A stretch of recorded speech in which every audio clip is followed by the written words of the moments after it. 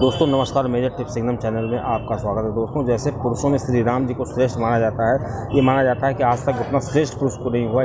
दोस्तों श्री राम जी का वनवास जाने से पहले वो अयोध्या के राजा बनने जा रहे थे। बताइए दोस्तों कि इस घड़ी में ऐसा समय आया कि उनको राजा से वनवास की तरफ जाना पड़ा। दोस्तों इस वनवास ने उनके लाइफ का टर्निंग पॉइंट था। इसी वनवास ने उनको श्री राम से मर्यादा पुरुषोत्तम श्री राम बना दिया। दोस्तों इसी तरह श्री सीता जी जो थीं उनके साथ गईं और दोस्तों उन्होंने काफ़ी संघर्ष किया। दोस्तों जीवन में उन्होंने इतना संघर्ष किया है कि उनके संघर्षों को आप अपनी जगह रख के देखिए तो आपके आंखों से आंसू निकल आएंगे। दोस्तों जो स्त्री 12 वर्षों तक वन में रही हो और दोस्तों उसके बाद वो राजसी घर से हो, उसके बाद भी उसका इतने नियम संयम से रही हो और उसके बाद भी उसको अग्नि परीक्षा देनी पड़ी हो, उसके बाद भी जब समाज न माना हो तो उसको वन में रहना पड़ा हो, उसके बाद भी उसको बहुत झेलना पड़ा। दोस्तों ऐसा जिसके भी साथ होता है वही समझ सकता है। दोस्तों इसी तरह जिस प्रकार श्री राम जी को पुरुषोत्तम माना जाता है, पुरुषोत्तम इसके मतलब इनके सिवा इनके जैसा और कोई दूसरा नहीं हो सकता है उत्तम पुरुष, उसी तरह श्री सीता जी को भी बहुत उत्तम माना जाता है। दोस्तों आज भी जो बुजुर्ग महिलाएं होती हैं वो युवतियों को श्री सीता जैसा होने का आशीर्वाद देती हैं। दोस्तों श्री सीता जी ने अपने जीवन में बहुत कष्ट झेले।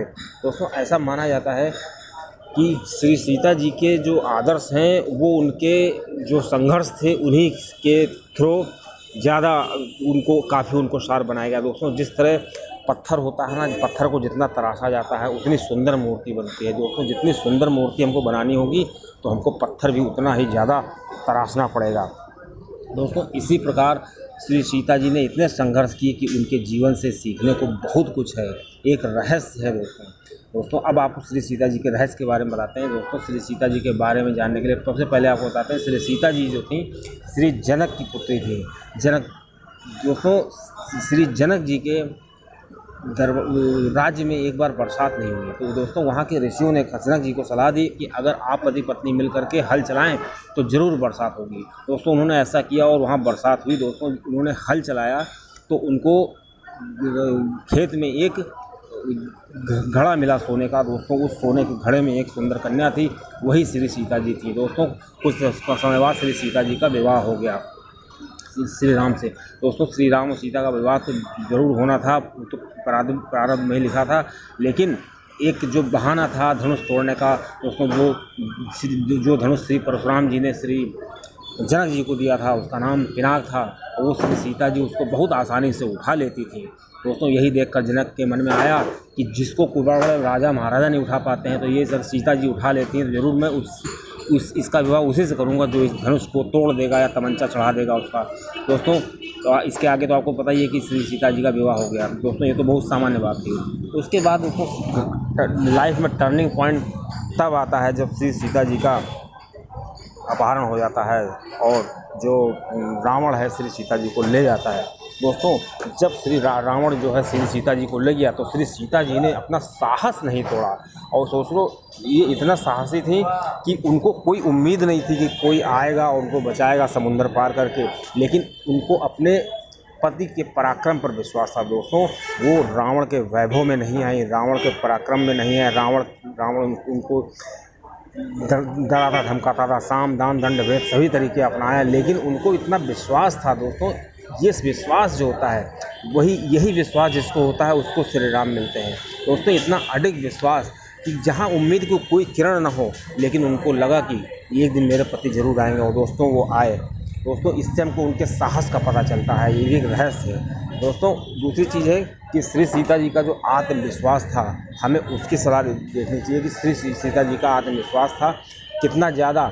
जब श्री हनुमान जी आए श्री सीता जी के पास और अंगूठी उनको दी तो श्री सीता जी को विश्वास हो गया कि आज अब जब हमारे पति के साथ ऐसे लोग हैं तो ज़रूर वो हमको एक दिन छोड़ा ले जाएंगे। लेकिन दोस्तों उसके पहले सीता जी बहुत डरी हुई थी। उन्होंने श्री हनुमान जी से कहा, क्या श्री राम जी हमको भूल चुके हैं?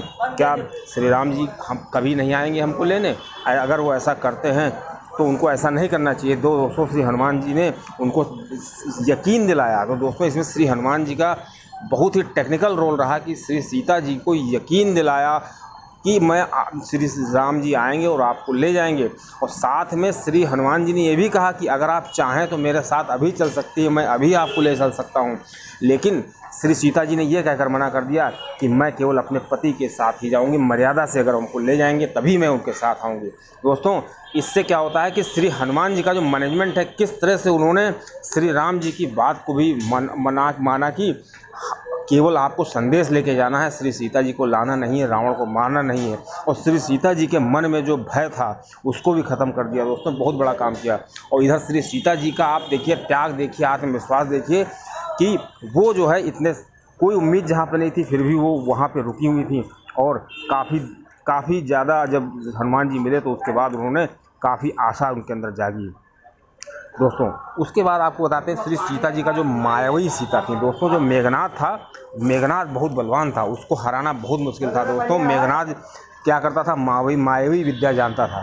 और वो मायावी विद्या के सहारे श्री सीता जी को माया के रूप में एक नकली सीता बना दी और अपने रथ के सामने कर दिया। लेकिन दोस्तों, जब वानर सेना ने देखा कि श्री सीता जी जो है सामने हैं तो वानर सेना उस पर कोई वार न कर सकी। और इसी का फ़ायदा उठा करके मेघनाद ने श्री राम की सेना में काफ़ी तहस नहस कर दिया।